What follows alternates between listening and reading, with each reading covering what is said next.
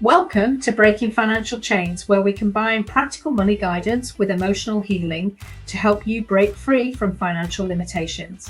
I'm Tanya Ibberson, your financial wingwoman. Hi, and welcome to another episode of Breaking Financial Chains on my podcast. I'm so happy that you're here. Today's episode, we're going to talk about aligning your financial habits with your life goals. So this is something that is so very, very often overlooked. This is something that so many people think, oh, I don't need to do that. I'm just going to do what everybody around me is doing. I'm just going to do what people are telling me to do, what my parents have told me to do, what my friends have told me to do. And at some point along the way, I'll get the hang of it and it'll just all work out okay. Well, that is the very opposite of being intentional with your money and with your finances. So the theme for today is very much around intentional living, practical strategy, and using money as a tool for fulfillment. So buckle up, guys, because this is going to be a good one.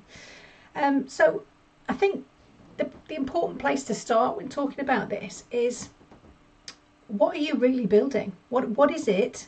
You know, you're working really hard, you're spending your money, you're saving, you're earning, you're making decisions, you're planning for the bigger projects, you're making ends meet in the day-to-day with the shopping and what the kids need and getting the car fixed and all of that. But is it actually taking you where you want to go? Or, as with most people, are you just getting carried along by the inertia of life and moving from pillar to post and being directed rather than actually taking control and steering the ship or flying the plane, or whatever analogy that you want to use? So what quite often ends up is that we have this big disconnect, and it means that the financial habits that we build up over time don't support the life of someone that someone actually wants, don't support the life that you picture for yourself, if we're not putting in place steps as to how you're actually going to get there. So what needs to happen, and again what so many people overlook, is that you have to be consciously making decisions. It isn't enough to just close your eyes, cross your fingers and hope for the best. It's about thinking on a very granular level for each decision and each spend and each transaction, and for every, do I save, do I invest, what do I do with this money? There needs to be a thought, there needs to be an actual process which you can automate. This doesn't need to be a labour intensive exercise, but in the beginning it's going to be that way because there needs to be a plan. If you want to get from A to B, you need to check your map, because otherwise you're just going to end up going round in circles around point A without actually getting from A to point B, and we're never actually going to reach any goals that we set for ourselves. And it's such a common thing. So working your way through what you're doing that isn't getting you closer is not a bashing exercise or a stick to beat yourself with. Okay, you haven't got to where you want to get to yet. Have any of us? Who knows? But it's what the journey that you're going on that really matters and is the most important. And it's so common and so easy for that misalignment and for that disconnect to build up over time. Habits are inherited from family members, from friends, from teachers, from mentors, from people that we're surrounding ourselves with. They're copied or they're just reactive. And once we get into the pattern of doing something, our brain, that really sneaky little thing that we all carry around in our heads, likes for us to be creatures of habit. It likes for us to do the familiar. It likes for us to be comfortable and safe. And we've done this before and it worked out fine. So let's just do that again. Let's not try something new, because we don't know what the outcome of that new thing is going to be. We don't know what the potential outcome of that new thing is going to be. So let's just do what we've always done, because we know that worked out okay. And it might have worked out okay, but has it got you where you want to go? And this is the key thing that we're talking about today. Life gets busy, and that's another reason why we end up just falling into old patterns and old behaviours and old habits. We stop questioning what our money is actually for, or we tell ourselves that old fateful next month when things are quieter, I'm going to spend a little bit of time thinking about that, and then I'm going to make a plan. And guess what? That quiet time next month is not going to come, because it's going to get filled up with all of the things that we all do on a day-to-day, week-to-week, month-by-month basis. And before you know it, you're getting the Christmas tree out the loft and another year has disappeared. The other common thing that happens is that we chase really vague goals. So we might chase, I want more money in the bank. I want to feel safe. I want to be successful. Well, that's great, but what does that actually mean for you? What does successful look like, feel like for you? How much is more? And what are you going to do with it? You know, I want £100,000 in the bank. Okay, for what? What does £100,000 give you? What is it that you're then going to do with that money? So what we actually need to do is think of the money as the tool rather than the destination. The money is a device. It's a way in which we can get from A to B. It's a tool that we can use to change our situations, to be able to make different choices. It's meant to serve your life, not the other way around. You know, we're not looking to build a life where we have to work in order to make ends meet month to month. We want to be able to build the money to then help us. Saying you want to travel, but money leaks everywhere else and anything but travel, well, that means that we're not going to get that travel experience. We've lost that to subscriptions and convenience, because it's easier to buy takeaways, for example, than perhaps meal planning.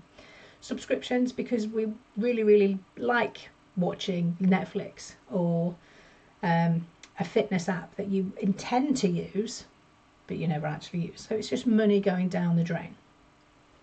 Saying that we want peace, but then avoiding looking at the finances. So yes, peace is a fantastic goal, but what does peace look like to you, and what steps can you take to actually get there? It isn't enough to just say peace, because if we don't define it, how do we even know that we've got there? How do we even know that we've achieved something that we're aiming for? And some of this defining exercise is actually really important for our brains again, because it's almost like keeping like a promise tracker to ourselves. If we're doing new things and potentially scary things, or things that our brains are telling us that are unsafe, we need to be able to show, well, this might be new and I might need to be really brave, but if I make a promise to myself, and that might be to save a certain amount or to put a 24-hour hold on any spending just to make sure that it isn't an impulsive spend, I want to show myself that I matter.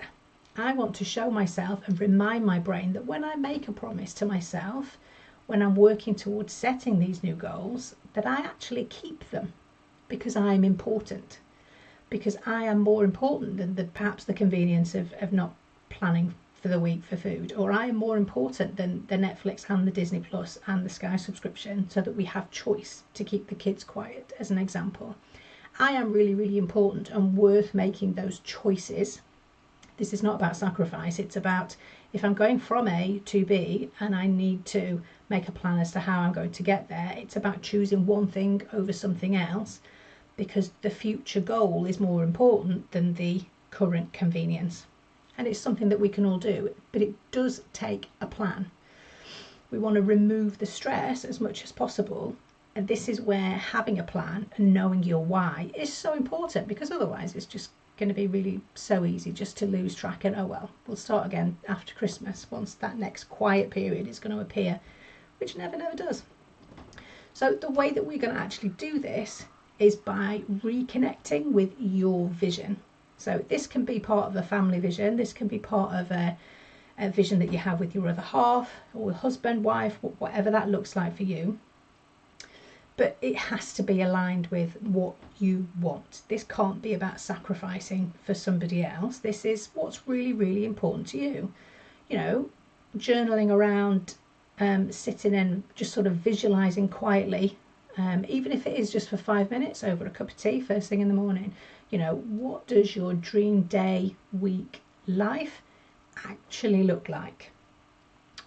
You know, what time are you waking up in the morning? What does the view look like? What does your plan for the day look like? What does your plan for the week and the weekend look like? And when are you next working towards your next holiday or time with the family, or whatever it is that really, really lights you up? If you have that in your mind, well then what needs to change? What needs to change specifically with your money habits? Because whilst we're working and talking about this tool, it's the money that's going to get us there, right? It's obviously not the be all and end all, but money gives us those choices. Money gives us the ability to say no to one thing in order to say yes to something else. And we can start to look at changing the habits rather than just changing the one thing. I'm going to be good today because then I don't need to worry about it for the rest of the week. Well, that might get you there at some point in the future, but by applying consistent behaviour with these money habits, it's going to mean you're going to get there so much more quicker. And it's going to be the changes to those money habits that is going to make that vision of the perfect day, week, life absolutely possible.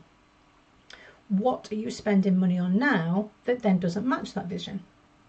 And what are you going to do about it? What choices, what changes, what decisions can you make now that is going to feed into that vision that you have for your future? So we've got 3 steps that we can look at to realign those habits, that we can start to gradually, I'm not suggesting we tear up the rule book of what your week looks like and you completely change everything. This is always and will always be about the tiny habits and the small things that you can change and that you can consistently apply, and then will just become second nature, like cleaning your teeth and washing your face and cutting your toenails and all of those things that you get around to. So 3 things that we're going to do to realign your values. First of all, step 1, you're going to do a values inventory for yourself. What do you actually care about the most right now? So it's okay for this vision to change over time, because we can only make a decision now based on what we know now, right? And as we move through life, 2, 5, 10 years from now, that vision, that future might change, which is fine. We're not setting anything in stone here. We're not casting it in concrete and then being forced to stick to it. We're just looking at what we would like right now. 15 years from now, I would like my life to be more peaceful. Great. And to be more peaceful, it means that I make time for myself and I can meditate on a regular basis if that's something that you want to do. I want to have more time to exercise. I want to have more time with my family or my friends, or I want to have more time just for myself to decompress and rest and read and bake or knit or crochet, whatever. It really doesn't matter what it is. It's got to be something that's important to you, instead of chasing the old goals and copying what other people want. So from a values point of view, what does that look like? What do you care about the most? Step 2, you're then going to audit your spending. So there is no getting away from this. At some point, if you're wanting to take control of spending, we need to know what your spending is. We need to know where your money is going in order to then make a decision as to where you want it to go. How many money leaks do you have? And listen, you might go through this exercise and it could be pristine. This could be something that you already do on a regular basis. Well, that's fantastic. That isn't often the case. Quite often there is usually a big list of things that can be shifted, adjusted, changed, reduced, increased. Again, your values, your choices, your money, where is it going? Is that going to get you where you want to go? Are those money habits, that spending, aligned with your values? So once you've got values on the one side and the spending on the other, we're then going to look at what we need to do to align those two. Maybe we just set one at a time, 1 or 2 actions per week or even per month, depending on how that works for you and how that feels and how quickly you actually want to get to the life that you are dreaming about. You could do 1 a month, 1 every 6 months, but understand in making that choice, it might take a little bit longer to get you where you want to be. If we go all out and consistently apply one small change every week, well, then we're going to get there a little bit quicker. And we're going to start keeping our promises to ourselves, and we're going to start reaffirming to our brain, that's keeping us super safe, that we can make these changes, and actually this is the dopamine I'm looking for. This is the spark that's making me, this is great, this is working, oh my goodness. Because ultimately, when it comes to managing money, the feedback that I get so often is that people are expecting for this to be hard. People are expecting there to be a magic formula or a magic key or a magic bean that's going to help them to see what they've been missing all of these years. And a little bit of a newsflash for you, there isn't any magic formula or magic key or magic bean. It is about the small, consistent habits that you take on a daily basis that move you from where you are now to where you want to be. And we can apply that principle to all areas of your life. Once we set 1 or 2 aligned money actions per week, we can start to make those tiny shifts which move the pressure, which means that we're actually gaining some momentum and we're starting to take control of the ship. So what I also like to share in each of my episodes where I can are some journaling or reflection prompts. I find journaling super helpful for me. I've got books all over the house that I use for different purposes for journaling. So I would invite you to pick up a pen, pick up your journal. I've got 2 prompts for you. Write out the prompt. Give it a couple of minutes just to breathe, a few deep breaths, think about what the prompt is and just start to write and see what comes out. I am always amazed by what actually comes out on the page from my pen. Sometimes I read it back and think, did I actually write that? Because I don't remember writing that. I just let your mind connect with your hand and go. So the first prompt, what does a financially aligned life feel like? I want you to write that down and I want you to journal. What does that feel like? Not what does it look like? How does it feel for you if you get that alignment in your life from a financial point of view? And your second prompt, where in my money habits am I living someone else's version of success?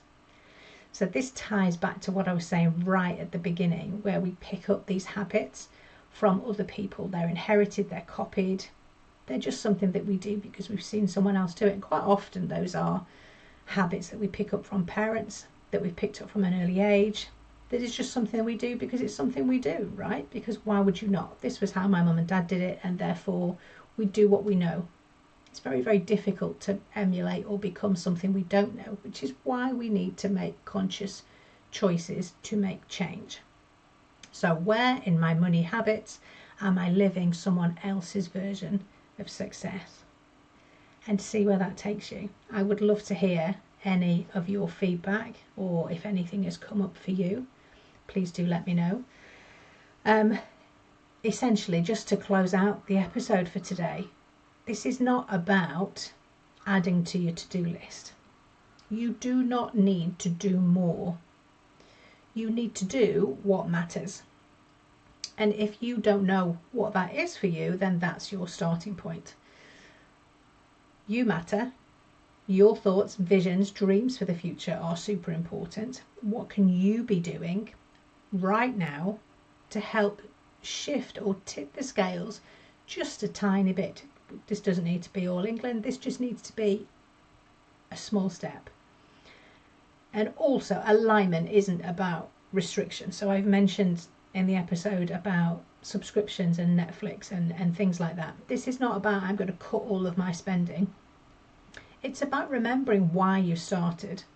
It's about remembering what it is that's important to you, where your values lie, and therefore changing where that money goes. We're not cutting everything back because we're investing or we're saving or we're making different choices with that money. We've got the same amount coming in. Where can we put it to help us get where we want to go? Thank you so much for joining me. I'm going to see you next time. Thank you for joining me today on Breaking Financial Chains. Remember, you have the power to transform your relationship with money one step at a time.